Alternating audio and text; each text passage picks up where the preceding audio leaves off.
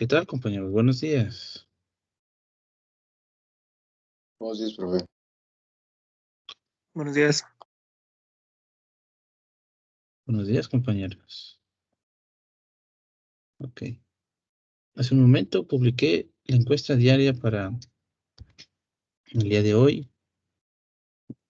¿Sale? Ya se la saben. Hay que entrar a este sitio, encuesta regreso seguro, buscar tecnológico de estudios superiores, el TS, su matrícula, contraseña. Y nada más entramos, nos manda directamente a la encuesta diaria. Hay que contestarla como si estuviéramos completamente sanos. Hay que ponerle que no a todo. Si le ponen que sí a alguna de estas, le van a bloquear la cuenta. Y le vamos a tomar captura de pantalla a esta ventana. Que aparezca su nombre y la fecha de hoy. Guardar.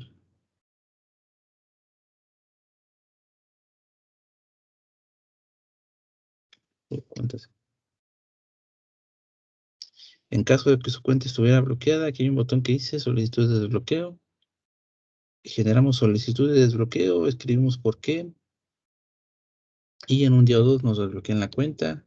En caso de que este botón esté desactivado, hay que mandarle correo al jefe de carrera para que habiliten el botón para generar solicitud de desbloqueo.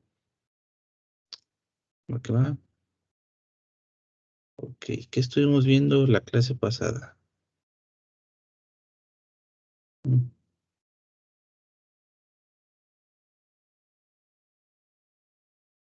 Ya empezamos oficialmente tercer parcial y estuvimos viendo qué es lo que pasa cuando a una unión P con N le agregábamos otro material, sale otro bloque con tipo N, en este caso. De extremo a extremo nosotros íbamos a tener dos diodos encontrados y nosotros ya sabíamos que en esos dos diodos encontrados, uno sí se iba a polarizar en directa, el otro se iba a querer polarizar en inversa. El que está en inversa no iba a dejar pasar la corriente. ¿Sale?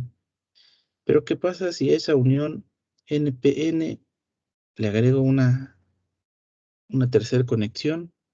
Es decir, conecto una fuente en el material del medio, en la base.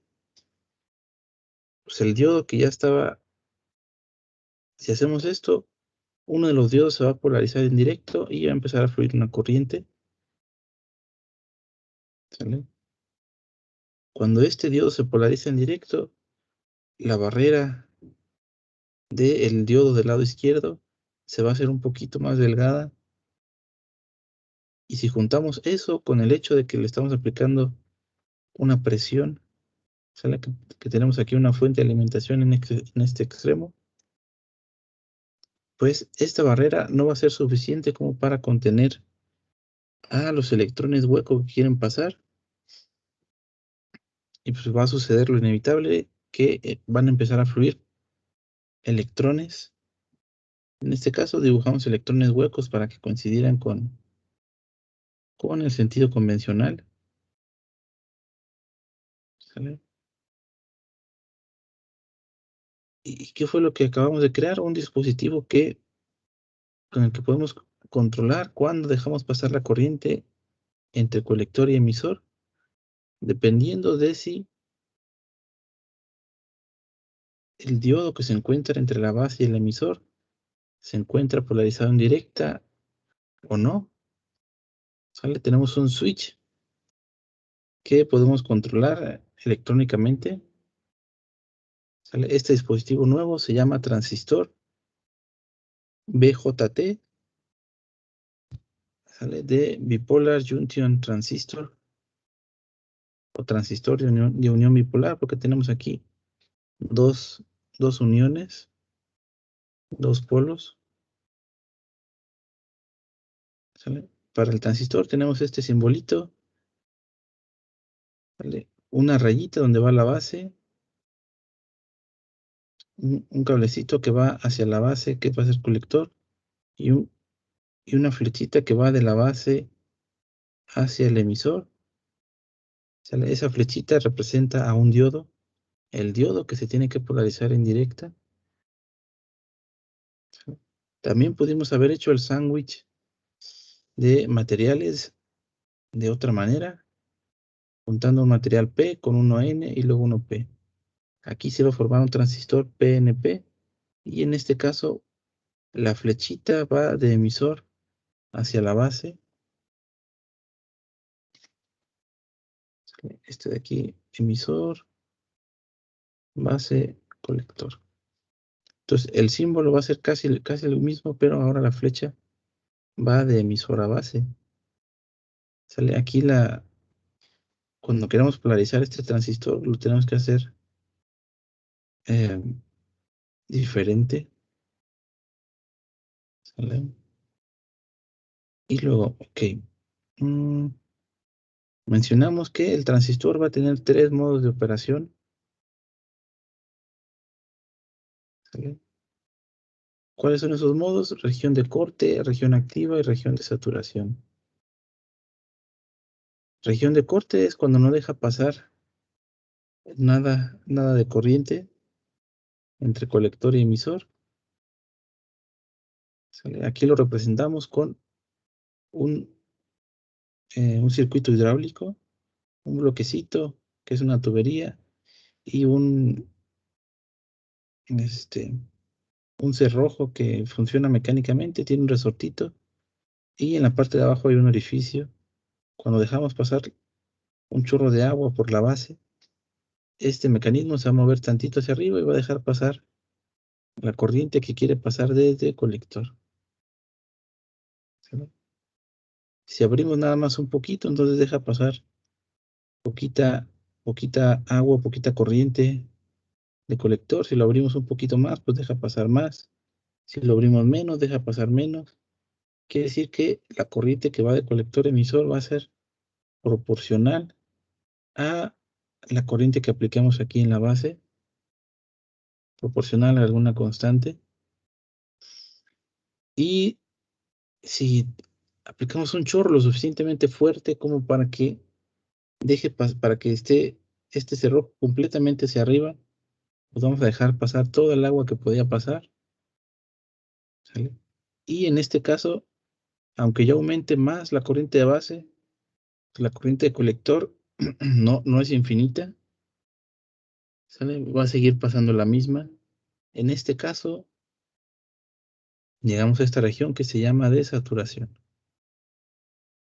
¿Sale? Para los transistores BJT tenemos diferentes configuraciones. ¿Sale? Dependiendo de cómo los vamos a polarizar. Tenemos base común, emisor común y colector común. ¿Sale? Y aquí no se ve qué voltaje es este. Es colector emisor. ¿Sale? Para base común y emisor común tenemos estas rectas de carga. ¿Sale? Donde la parte de abajo es voltaje colector emisor y el eje vertical es la corriente de colector.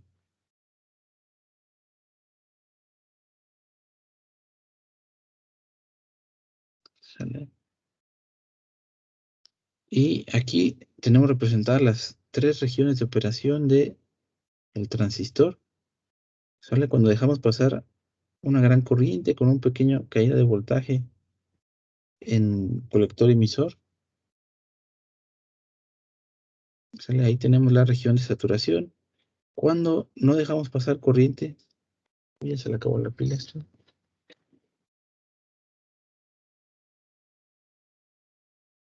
El timing. Cuando no dejamos pasar nada de corriente, ¿sale? Pues nos vamos a encontrar casi cerca del eje horizontal. Esa es la región de corte. No importa qué tanto aumente el voltaje, la corriente va a seguir siendo cero o muy pequeña. ¿Sale? Y del transistor, lo que más nos interesa a nosotros como materia de principios eléctricos es esta aplicación del transistor como un switch. La aplicación, ¿sale? O el modo de operación en la región activa es es algo que no vamos a ver en esta materia, ¿sale? Porque quita mucho tiempo y no es tan relevante para nosotros. En cambio, región de corte y de saturación sí que lo van a hacer. Posiblemente lo veamos hoy mismo, y si no, la próxima clase. ¿Sale? Después de eso hicimos un cambio de tema un poquito abrupto. Después vamos a regresar a los transistores. Pero antes de brincar a la siguiente parte del curso, necesitamos ver o conocer a los amplificadores operacionales. ¿Sí? El amplificador operacional es este dispositivo, tiene como símbolo un triangulito con dos entradas, una salida. ¿Sale? Sus dos entradas tenemos un símbolo más y un menos. El más quiere decir que esa entrada es una entrada no inversora. El menos quiere decir que esa entrada es una entrada inversora. ¿Qué nos referimos con no inversora e inversora? Es que si nosotros le metemos una forma de onda senoidal por la entrada no inversora, esa va a salir amplificada, pero con la misma forma. En cambio, si utilizamos la entrada inversora, va a salir amplificada sí, pero también va a salir con signo negativo o signo contrario a como entró.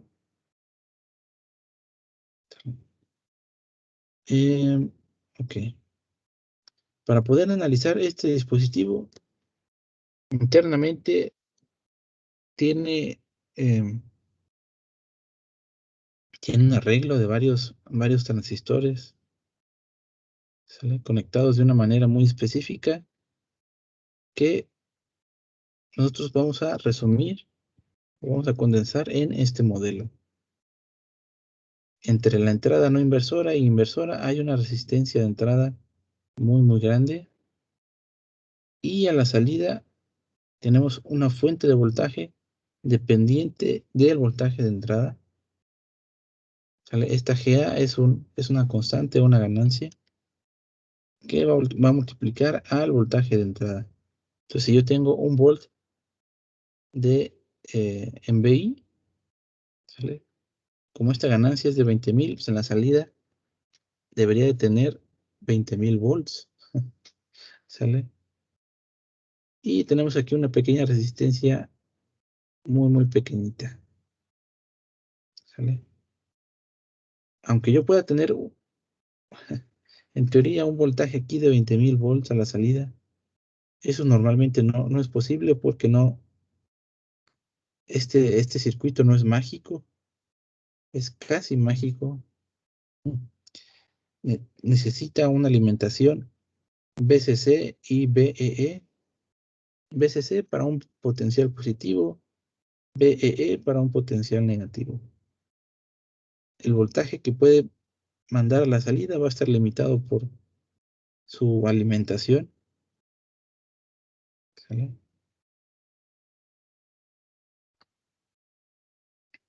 Ok. Y para facilitarnos aún más su análisis, vamos a considerar el comportamiento ideal del amplificador operacional. Y es que la impedancia de entrada o la resistencia de entrada tiende a infinito, ¿sale? Tiende a ser muy grande. Y cuando una impedancia entre dos puntos, una resistencia entre dos puntos es muy grande, es de infinito, eso equivale a decir que aquí entre estos dos puntos hay un circuito abierto y que la resistencia de salida también tiende a cero, tiende a ser muy pequeña. ¿Sale? Entonces, cuando una resistencia es de cero, ahí en realidad se trata de un cortocircuito, un cablecito que ocupa el lugar de la resistencia. ¿Sale? Y le vamos a agregar estas dos reglas de operación para el amplificador operacional. Y es que la primera, que la corriente no fluye hacia las entradas. Si aquí tenemos un circuito abierto, no hay un camino que recorra la corriente, entonces tiene sentido que no pase la corriente de un extremo al otro, de un terminal a otro. Pero hay una segunda regla de operación y esta tiene que ver con la forma en la que está construido internamente el amplificador operacional. Existe un cortocircuito virtual, o sea, no es un cortocircuito verdadero, pero se comporta como si fuera un cortocircuito, por eso es un cortocircuito virtual, entre las entradas. Es decir, que la entrada no inversora y la entrada inversora van a querer estar al mismo potencial eléctrico. ¿Sale? Es como si estuviera un cablecito entre un terminal y el otro. ¿Sale? Eso choca un poquito con no fluye la corriente y con el circuito abierto aquí. Pero por eso aquí esta palabra virtual, ¿sale? Porque no es completamente un cortocircuito, pero tiene que ver por completo por su construcción. Después de esto, vimos esta configuración del aplicador operacional. No sabíamos qué hacía, pero nos interesaba saber cómo era voltaje de salida con respecto de voltaje de entrada. Para encontrar ese voltaje de salida, hicimos ley de voltaje de Kirchhoff en esta malla. Uy, me fui por un momento. ¿Sale? Aplicamos ley de voltaje de Kirchhoff y tenemos una subida de voltaje en voltaje de entrada, una caída en voltaje en resistencia de entrada, otra caída de voltaje en resistencia de feedback, de retroalimentación, y otra caída en voltaje de salida. Para resistencia de entrada y para resistencia de feedback hicimos ley de Ohm, resistencia por corriente, y como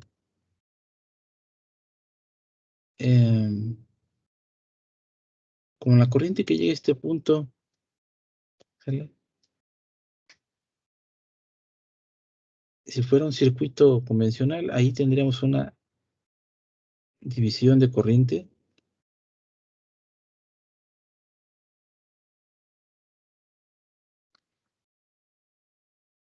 Ok, todavía no. ¿Sale? Pero como no fluye corriente entre los terminales no inversor e inversor, ¿sale? Entonces la corriente que entraría por aquí va a ser una corriente de cero. Entonces podemos decir que la corriente 1 y la corriente 2 son iguales y que esta la renombramos como una corriente I nada más. Pues aquí en lugar de corriente de RI y corriente de RF le pusimos una corriente I. Sustituimos de vuelta en mi ley de voltaje de Kirchhoff, factorizamos aquí este término común y de momento la dejamos ahí. Después hicimos otra ley de voltaje de Kirchhoff en otra malla diferente. ¿Sale?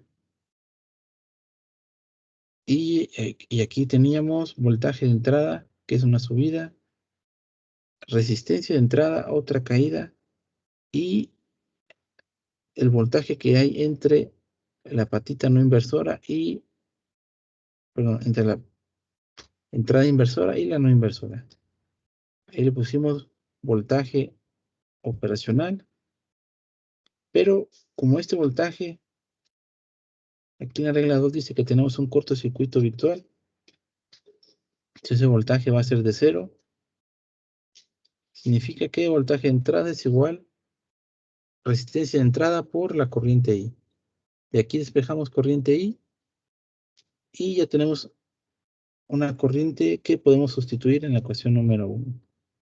Sustituimos, hacemos el producto de voltaje de entrada entre resistencia por este paréntesis, resistencia I entre resistencia I, se cancela una con la otra, se hace la unidad, voltaje de entrada menos voltaje de entrada. Se van a cancelar uno con el otro, me va a dar 0 ahí. Y me voy a quedar nada más con menos resistencia de feedback entre resistencia de entrada por voltaje de entrada. ¿Sale? Y si nos dimos cuenta aquí, esta relación resistencia entre resistencia nos va a dar una constante que estamos multiplicando por voltaje de entrada. Es decir, que podemos controlar cuántas veces queremos que se amplifique, que se vea amplificado voltaje de entrada, simplemente jugando con esta relación de resistencia de salida y resistencia de entrada. ¿Sale? Y después les dejé una actividad 7, analizar este circuito para obtener esta expresión. ¿Sale? Aquí hay que hacer, igual que aquí, dos leyes de voltaje de Kirchhoff. ¿Sale? Ya se las dibujé aquí. Y similar a este, van a factorizar, van a hacer la ley de voltaje de Kirchhoff, van a hacer ley de Ohm para cambiar el voltaje de resistencia de entrada y voltaje de resistencia de feedback como resistencia por corriente de la segunda ley de voltaje de Kirchhoff. Les va a quedar algo muy parecido a esto. ¿Sabe? No es casi igual. Van a despejar la corriente, esa corriente la van a sustituir en la ecuación número 1, van a hacer un poquito de álgebra y van a encontrar esta expresión. ¿Sale? Ya la, ya la publiqué el día de ayer. La iba a publicar desde el martes, pero se me fue la onda. La publiqué ayer a las 10.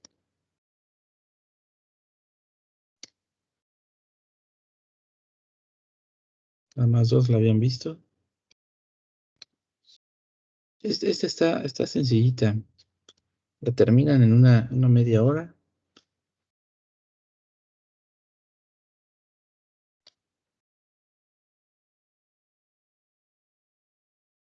Determine el voltaje salida en términos de voltaje de entrada. Y las resistencias RI y resistencia de feedback. ¿Sale? Ya nada más hay que hacer las dos leyes de voltaje Kirchhoff, un poquito de álgebra y ya está. Lo que va.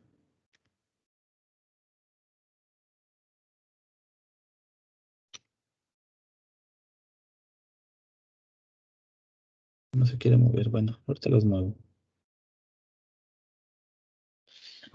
Ok.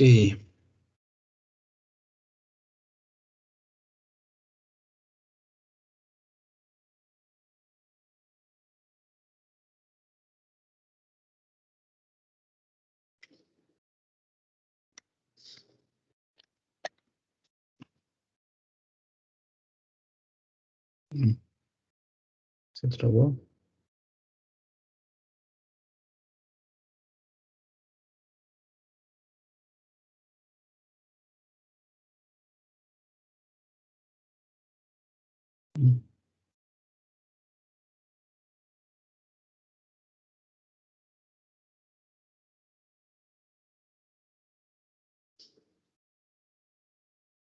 Ok, ahorita que responda.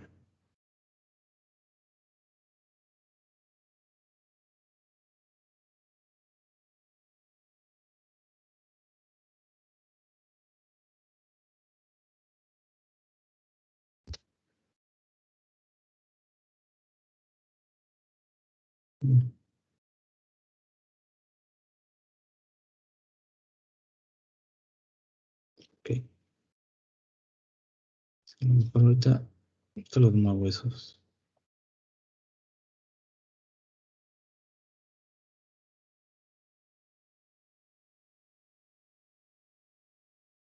Ok, vamos a ver una configuración diferente para el amplificador operacional.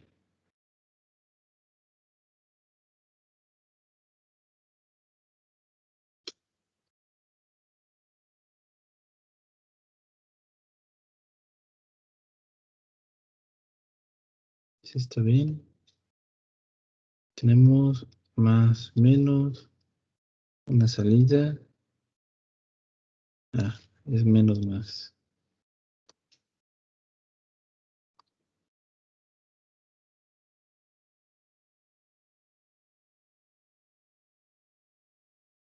Y aquí llegan 3 resistencias.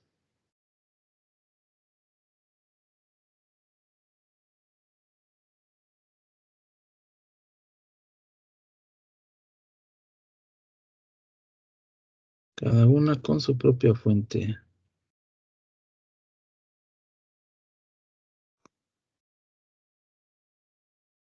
Ok.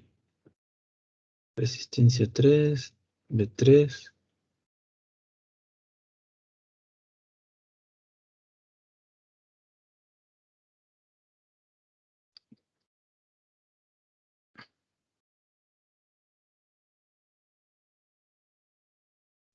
Y esta B1.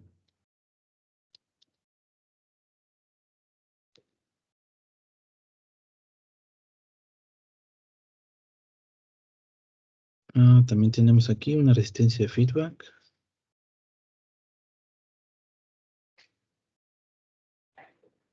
Y aquí tenemos BO.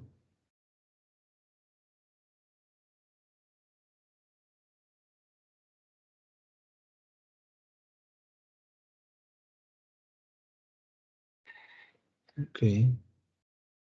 Queremos saber cómo.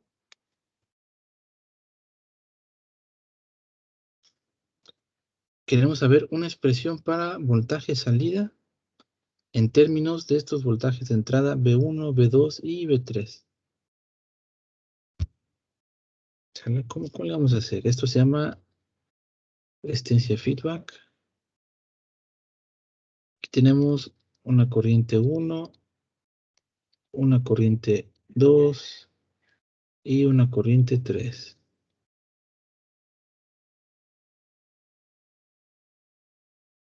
¿Sale? Por aquí sale una corriente I.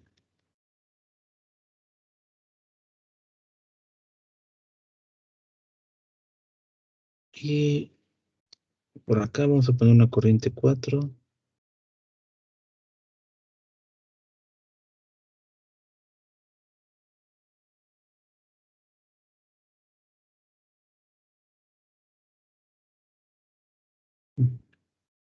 ¿Sale? Ah,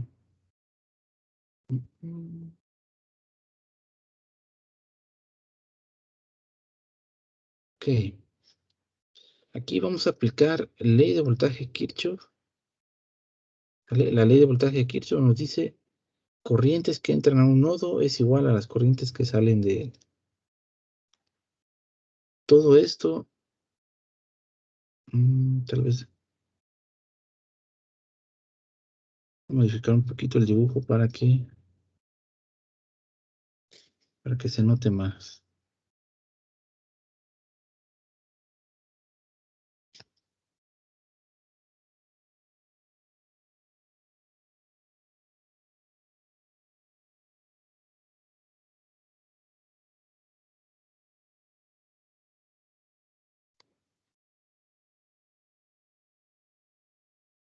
Ahí está, ahora sí. ¿Sale? Vamos a tomar este como nuestro nodo. Ahí entran corrientes 1, 2 y 3. Y sale la corriente I y sale la corriente 4. Mm,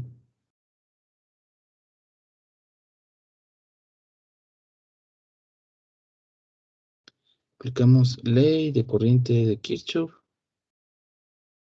en el nodo 1. Tenemos corrientes que entran 1, 2 y 3. Corriente 1 más corriente 2 más corriente 3. Esto es igual a la corriente I más la corriente 4. Pero la corriente 4 es una que entra por el terminal inversor y saldría por el no inversor.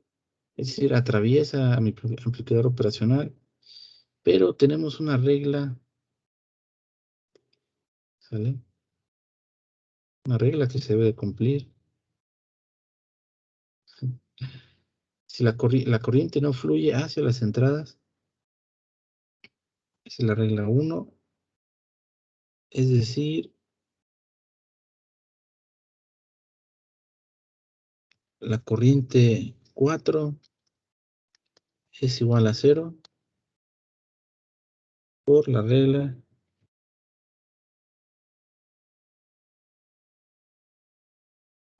1, ¿no? Pues, este es igual a 0, ¿sale?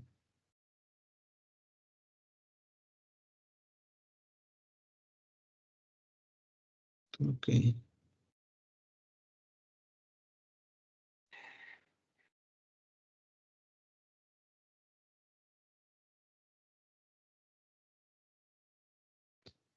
¿Sale? Si mandamos esta corriente del lado izquierdo, del lado derecho hacia el lado izquierdo, vamos a tener la siguiente expresión: 0 igual a menos I más corriente 1 más corriente 2 más corriente 3.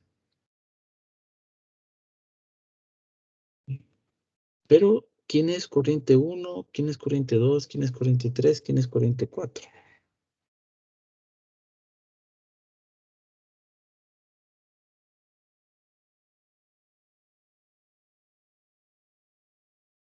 ¿Sale? Mm, Está fácil, ¿no? Corriente 1 es la corriente de resistencia R1, y por ley de Ohm, esta debe ser voltaje de resistencia R1 entre resistencia R1. Corriente 2 es igual a la corriente de R2, que es igual voltaje de resistencia 2 entre resistencia 2. Corriente 3 es igual a la corriente resistencia 3 por ley de Ohm, R3 entre R3. Y la corriente I es la corriente de resistencia de feedback, que por ley de Ohm, voltaje, resistencia de feedback eh, entre resistencia de feedback.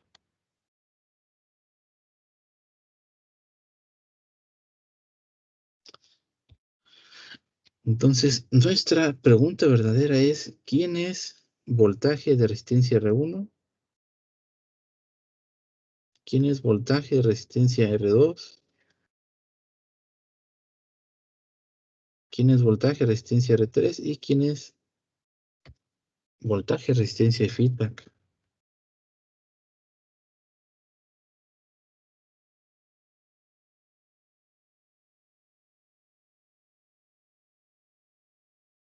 ¿Sale? Mm, ok. Para responder esta pregunta, hay que preguntarnos qué haría el multímetro, qué mediría. ¿Sale? El multímetro es este dispositivo que utilizamos para medir voltajes, corrientes y resistencias. ¿Sale? Este va a tener dos terminales, dos cablecitos, un más y un menos. ¿Sale? Cuando nosotros medimos el voltaje de una resistencia, si la corriente va a izquierda a derecha, este va a tener caída más menos. ¿Sale? Tenemos que colocar el terminal rojo donde está el potencial positivo o más positivo, y el cablecito negro donde está el negativo. Lo que va a hacer el multímetro es medir la diferencia de potencial eléctrico entre estos dos puntos. ¿Sale? Del lado donde está el cablecito rojo, ahí lo tenemos fácil. Ahí el potencial eléctrico va a ser V1, pero del otro lado, ahí no sabemos. Entonces, de momento le vamos a poner una etiqueta. Vamos a suponer que el potencial eléctrico en el nodo 1 es VA. ¿Sí? Todo esto,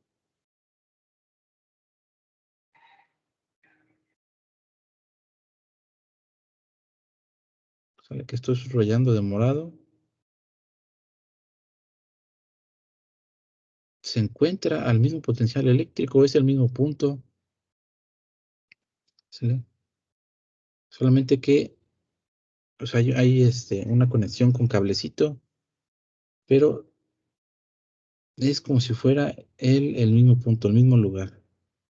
Entonces, todo eso de morado está a un potencial eléctrico VA. Entonces, lo que va a medir por acá el multímetro va a ser VI menos VA. Entonces, aquí donde tengo voltaje resistencia R1, le voy a poner V1 menos VA. Aquí es uno. ¿Eh? Cuando me pregunten el voltaje R2, pues va a suceder lo mismo.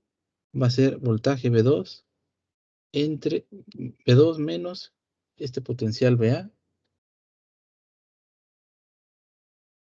Cuando estemos con voltaje de resistencia R3, va a ser igual V3 menos VA. Cuando esté con el voltaje de resistencia feedback, ¿sale?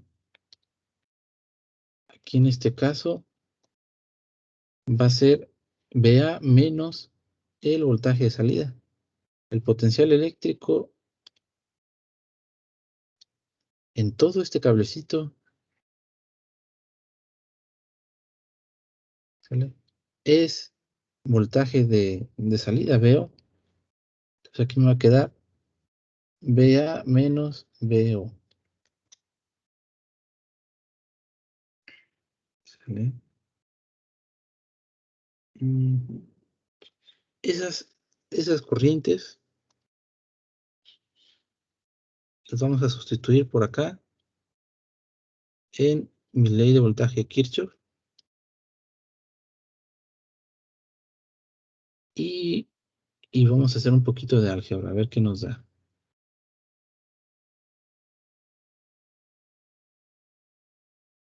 Ok.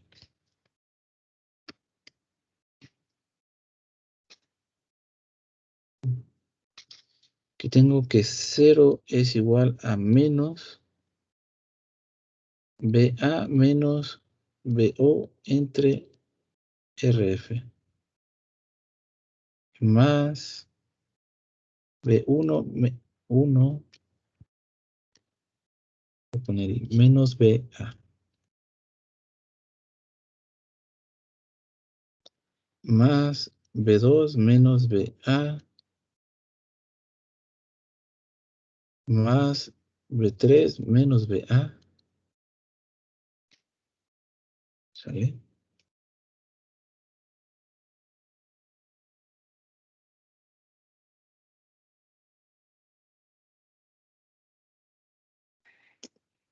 Pero vamos a ponerle que el potencial eléctrico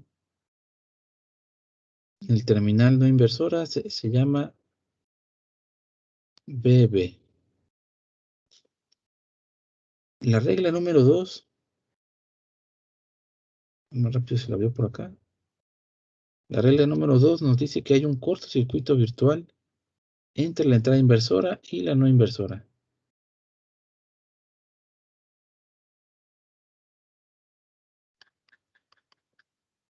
Aquí está. ¿Sale? Existe un cortocircuito virtual. Es decir, el potencial eléctrico BA es igual al potencial eléctrico BB.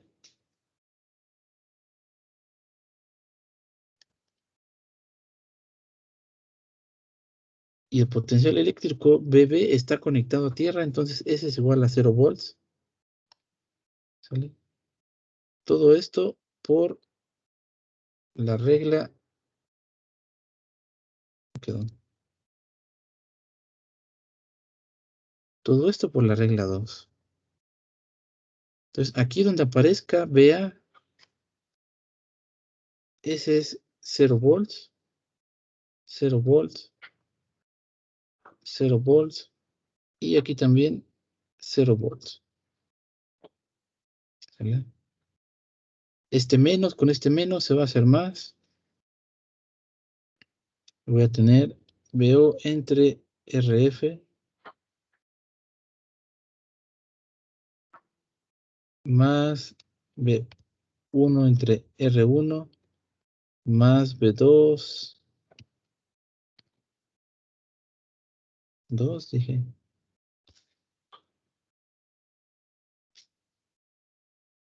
dos entre R2 más B3 entre R3.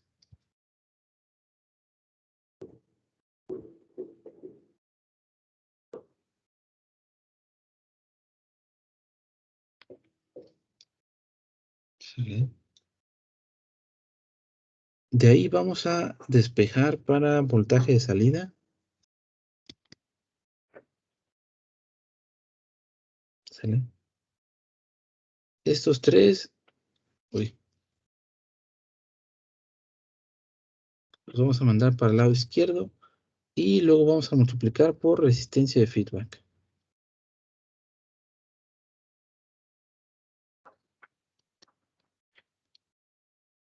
Voltaje de salida va a ser igual a 1 entre resistencia, resistencia de feedback entre, no, 1 por resistencia de feedback.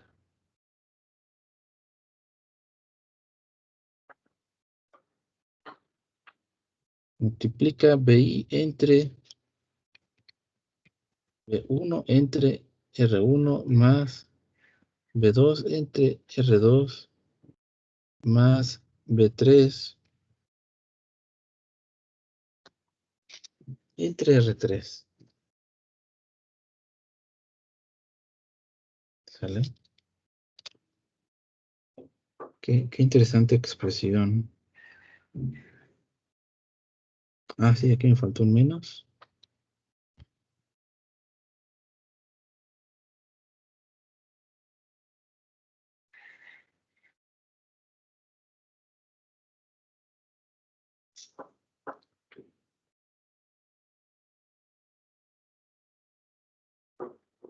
¿Sale? ¿Qué notamos ahí de interesante?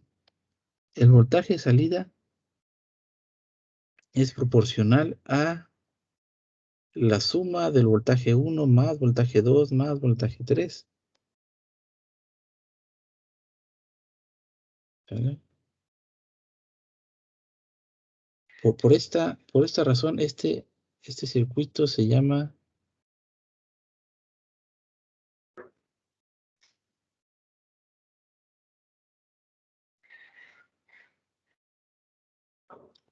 a ver si quedó bonito.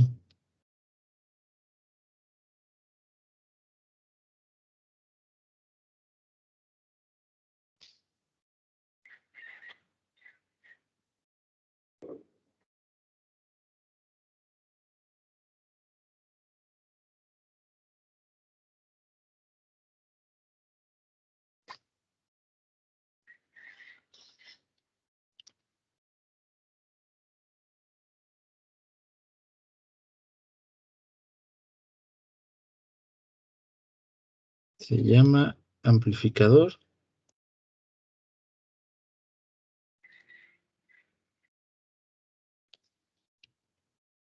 inversor, sumador.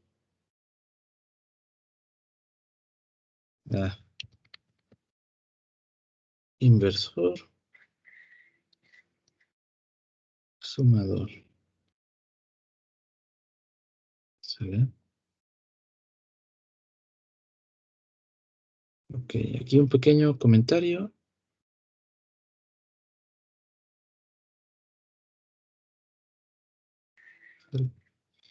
Si hacemos, porque nosotros podemos escoger los valores de R1, R2 y R3. Si hacemos que R1, R2 y R3 sean exactamente iguales,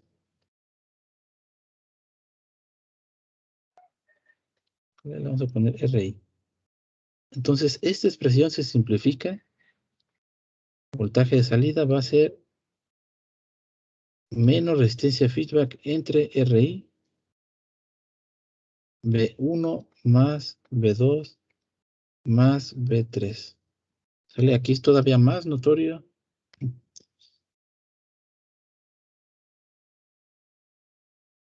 que el voltaje de salida va a ser la sumatoria de voltaje 1 más 2 más 3.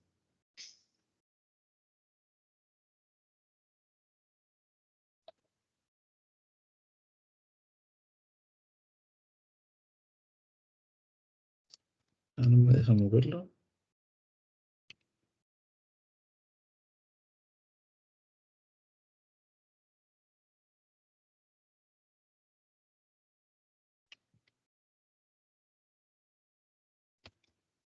¿Sale?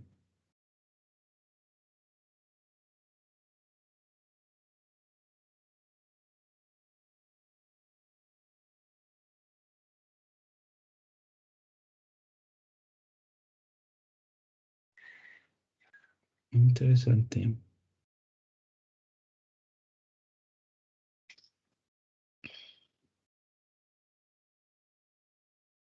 Mm,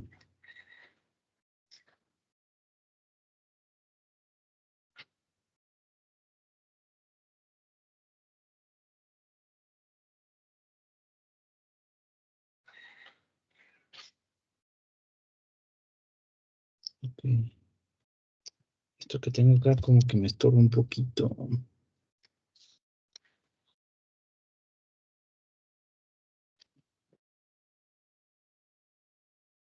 Pero si lo muevo se va a trabar.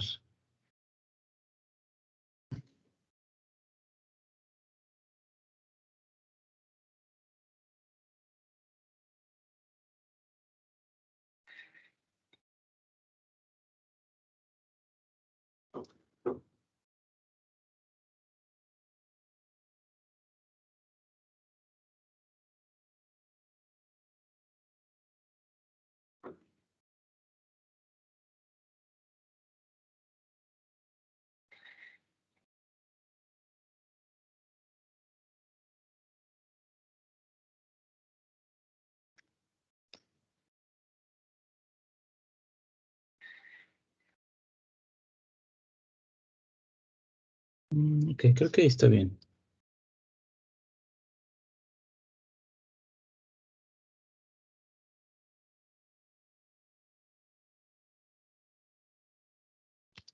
Entonces vamos a ver otra configuración que de hecho se parece mucho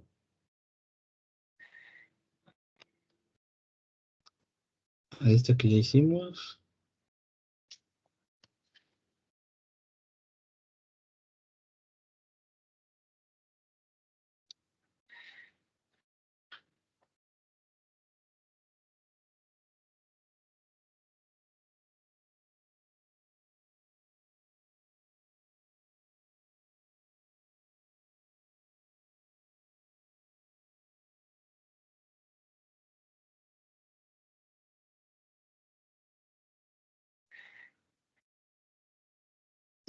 ¿Quién no quiere?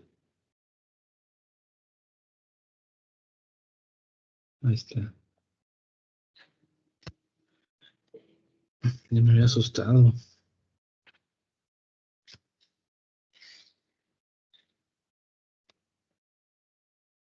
Mm, No lo puedo mover, ¿verdad?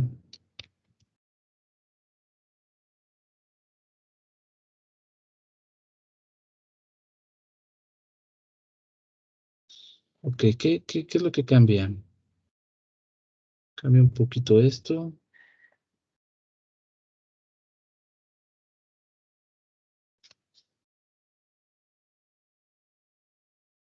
En lugar de esa resistencia de feedback, vamos a colocar un capacitor y ya con eso cambia completamente su comportamiento.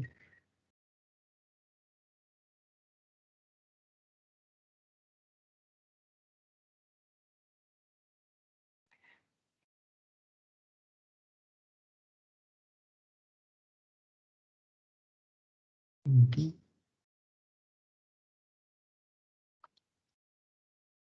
Sí, esta corriente 3 ya sabemos que va a ser 0. Y aquí le vamos a poner corriente y nada más.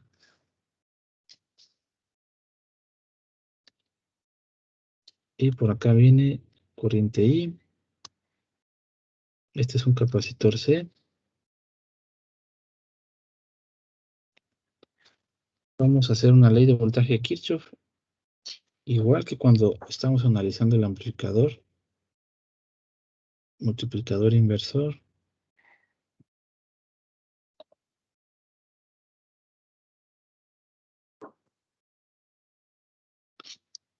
Vamos a hacer ley de voltaje Kirchhoff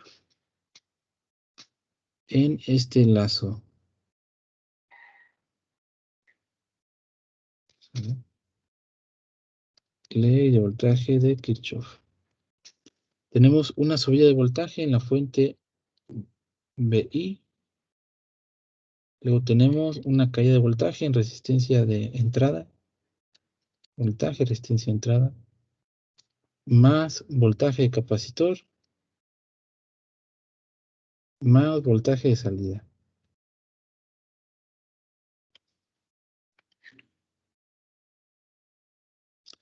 Para resistencia de voltaje, resistencia de entrada. Ahí tenemos ley de Ohm. Resistencia de entrada por la corriente de resistencia de entrada, que es I. Ahí no hay mayor problema. Y luego para voltaje de capacitor, no hay que... Voltaje de capacitor, pues ya lo habíamos hecho alguna vez hace mucho. Sería... ¿Lo alcanzamos a hacer acá?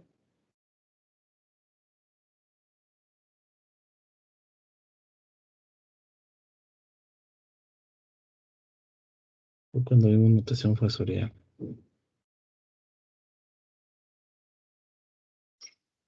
¿Sale? El voltaje de capacitor es igual a la integral de 0 a t de la corriente que pasa por el capacitor. Entonces aquí le vamos a poner 1 entre c integral de 0 a t de la corriente que pasa por capacitor. ¿Sale?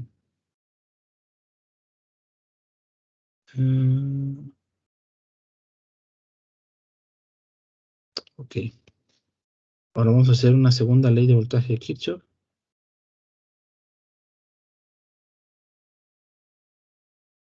En esta malla